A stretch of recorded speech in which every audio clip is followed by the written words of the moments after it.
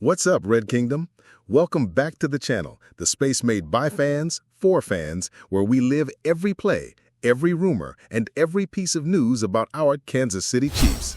Here, you won't miss a single detail about the team of the best quarterback on the planet, Patrick Mahomes, and the reigning AFC champions. And today's topic is on fire. An ESPN analyst just put a potential trade on the table involving the Chiefs and the Falcons. Could a new cornerback be on his way to strengthen our secondary? Let's talk about Clark Phillips III, Wanya Morris, and what this move could mean for the roster. Before diving right into the news, don't forget to hit that like button and subscribe to the channel. It's free, it helps us a ton, and it shows that you're part of the Chiefs Kingdom family. Let's grow this channel together and spread the passion for red and gold. All right, let's start with the name at the center of this rumor, Wanya Morris. The offensive tackle came to Kansas City as a third-round draft pick and, in theory, was supposed to be one of the pillars protecting Mahomes for the future. But reality was a lot different. Morris struggled to establish himself at both left and right tackle. As a rookie, he started just 4 games, and last season he managed 11 starts, but always left doubts about his consistency. The main issue? Durability and inconsistent performance. The Chiefs tried everything, moving Joe Thuney from guard to tackle, signing DJ Humphries, and even giving Kingsley Su'Mataya a shot. But none of that cemented Morris as a reliable solution. The result? He's today seen more as trade bait than as a long-term piece of the offensive line. And this rumor only reinforces that idea. Now, why would the Chiefs even consider trading Morris? The answer lies in the offensive line depth. The front office has invested heavily in the group. In the first round of the last draft, Kansas City selected Josh Simmons, a young tackle with the potential to become a starter quickly. On top of that, Kingsley Su'Mataya, who was initially tested as a tackle, can shift to guard, showing versatility and strengthening the line even more. Not to mention Juwan Taylor returning to his natural position, plus developmental names like Esa Powell and Ethan Driscoll, who could grow in Andy Reid's system. In other words, the O-line today is deeper than in recent seasons, and that opens up the possibility of using Morris in a trade to address another need, the secondary. And that's where the name linked to the Chiefs comes in, Clark Phillips III, cornerback for the Falcons. Phillips was drafted in the 4th round in 2023 out of Utah, where he shined as one of the best defensive backs in college football.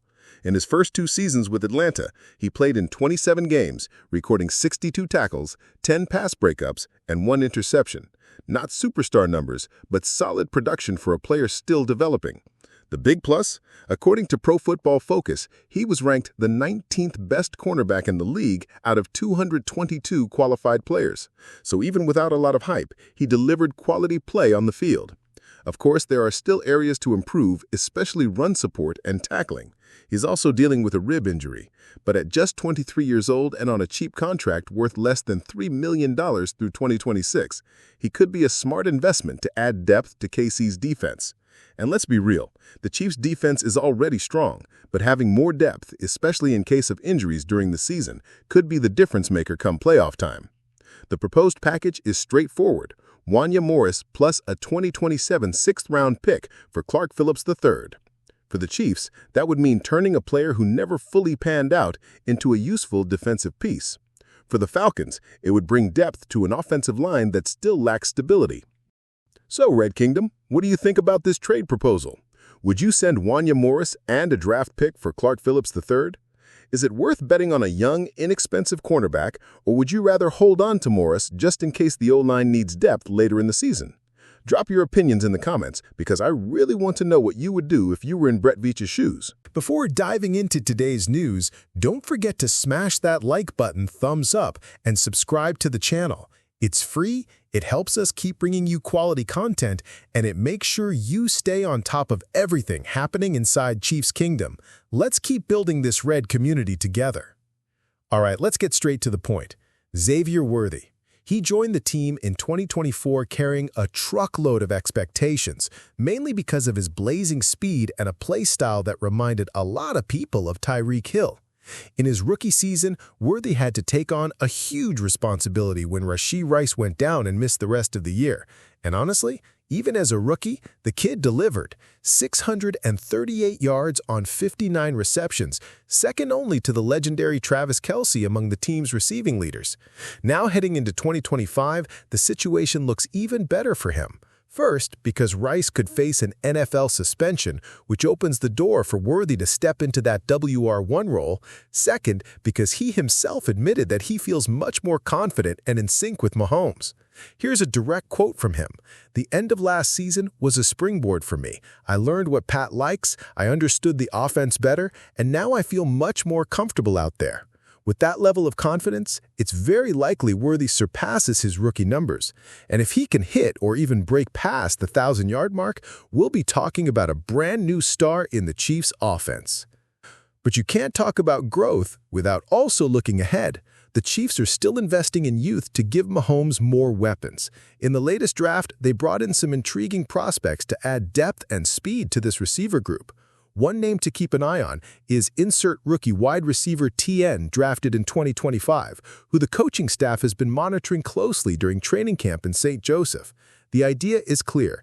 Keep building that vertical, fast, dynamic attack that has always defined Andy Reid's style. The mix of Worthy, Kelce, who's nearing the twilight of his career, and the rookies could be the key to keeping Kansas City's offense among the most feared in the NFL for years to come. After all, Mahomes needs options, and every new talent added just expands the arsenal. And of course, when we talk about boosting the offense, we can't ignore the possibility of trades. Behind the scenes, there are rumors that the Chiefs could be monitoring players from other teams, especially wide receivers who aren't happy with their current roles. For example, T. Higgins of the Cincinnati Bengals has popped up in market discussions more than once. He's young, talented, and would be an immediate impact addition. Of course, the price for that kind of trade would be sky high, but just imagine an offense with Mahomes, Higgins, Worthy, and Kelce would be nearly unstoppable. Another path could involve less high-profile players who would still add depth and veteran presence, and that's exactly what Brett Veach, our GM, does best, finding the right pieces to fit Andy Reid's system. So even though the Chiefs are confident in Worthy's development, the door for outside reinforcements remains open. And if a move like that happens, it could completely reshape the outlook for 2025. So, Red Kingdom, here's the big question. Do you believe Xavier Worthy is going to break out in 2025 and top 1,000 yards? Or do you think the Chiefs still need another big-time wide receiver to really give Mahomes some peace of mind? Drop your thoughts in the comments because I really want to know what the Kingdom thinks about the future of this offense. Thanks so much for watching all the way through. Don't forget to like, subscribe, and share this video with that friend who also lives and breathes Kansas City Chiefs. Rock emoji. Until next time, let's keep pushing for another historic season.